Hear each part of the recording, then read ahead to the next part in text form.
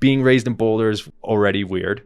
And then being in the raw food vegan community, you know, it's wild because while that fueled her and it made her who she was, it was ultimately a little bit of her downfall because she got a little bit too into the weeds, if you will. Like she went off with some of these like super guru type figures. I don't know if you even know these names, like Swami Vishwananda, Amaraya Dreamseed.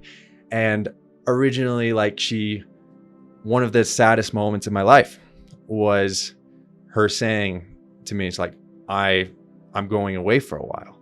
And she went to California for like 2 months. And ultimately, that's when she died. And I just knew something was up. I was 9 years old. She said she was leaving because she got a divorce with my dad when I was 7 years old. And then there was some like unfortunate things that happened that she got with another guy, and then she, you know, was living in a trailer park. So it was like it was pretty stressful on me. And my mom and dad were able to like maintain good relations for a long period of time, but she ended up moving back in with her parents. And this was in 2007. And my grandparents gave her an ultimatum saying like, you better move out by X date because, you know, we don't want you being at the house anymore. And this was her initiative to create something for herself, whether it was in like the new age, like yoga. I don't even really know what it was, but in those parameters.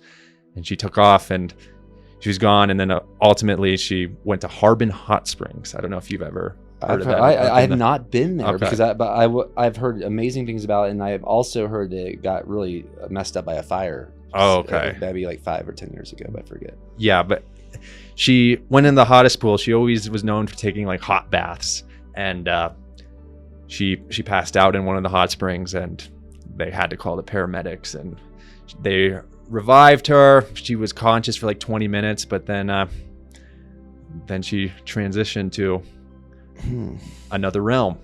How old were you? I was 9 years old. Wow. It's wild because I think for a while, like I had a really good support system with my dad, my grandparents.